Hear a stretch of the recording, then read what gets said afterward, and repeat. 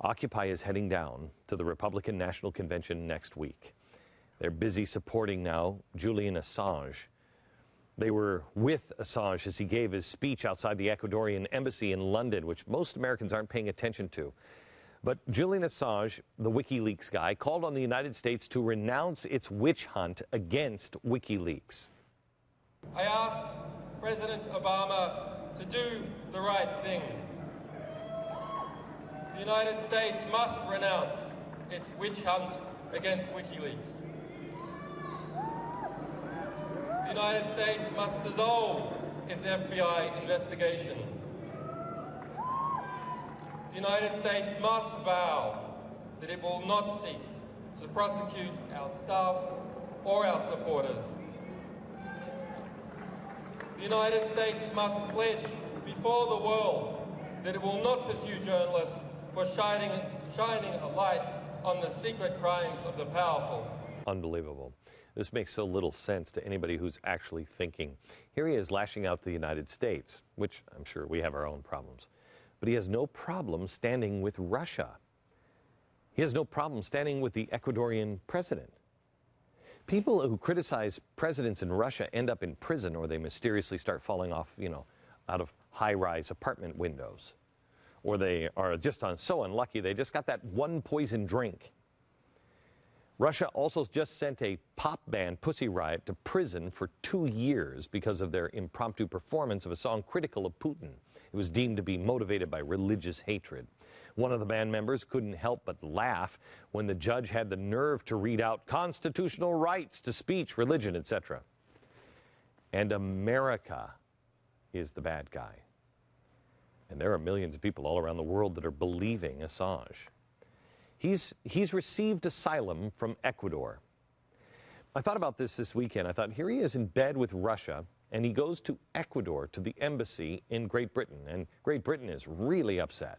They want him out of Great Britain. I thought, we should look into Ecuador a little bit. Well, I did last night. The Ecuadorian president is a proponent of 21st century socialism and social justice. Now, that's no big deal. Wait, there's more. He won backing for plans to rewrite the Ecuadorian constitution. He signed a political alliance with the Ecuadorian Socialist Party and the Communist Party of Ecuador. He works closely with Cuba and has this to say about Hugo Chavez. There is really no one that is more admiring of Hugo Chavez than me. The hugest fan, personally and professionally. Perfect. He considers Hugo Chavez a close personal friend. Chavez and the Ecuadorian president also have another mutual friend, Iran. Who would have seen that coming? In fact, they are all part of a group that is made mostly of the most stridently anti-American regimes in the Western Hemisphere: Bolivia, Cuba, Venezuela, Ecuador, Nicaragua. They all have one thing in common.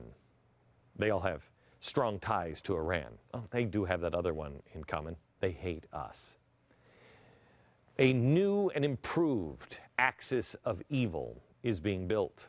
Oh, and I'm sure this is just a coincidence, but there's a big conference happening next week in Iran, which all of these anti-West, anti-U.S. countries will be represented.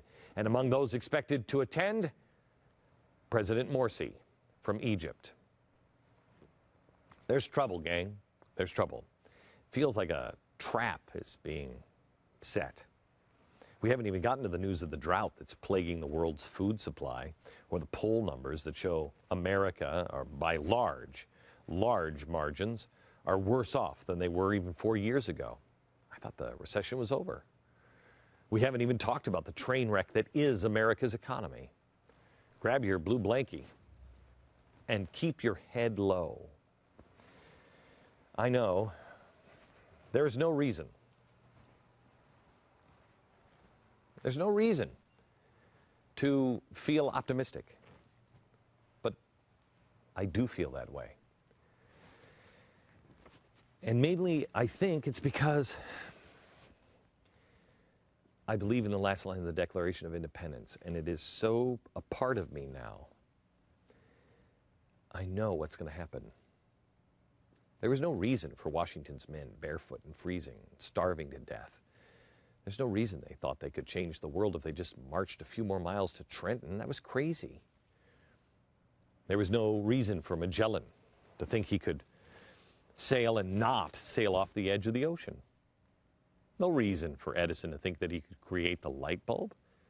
There was no reason for World War II soldiers to defeat Nazi Germany. No reason for MLK, for him to think that he could change anything. But all of these things did happen. Why? I think because those people were humble enough to realize it isn't in their hands. Now, that doesn't mean that we don't have to act. Magellan had to get on the ship. Edison had to make the light bulb over and over again.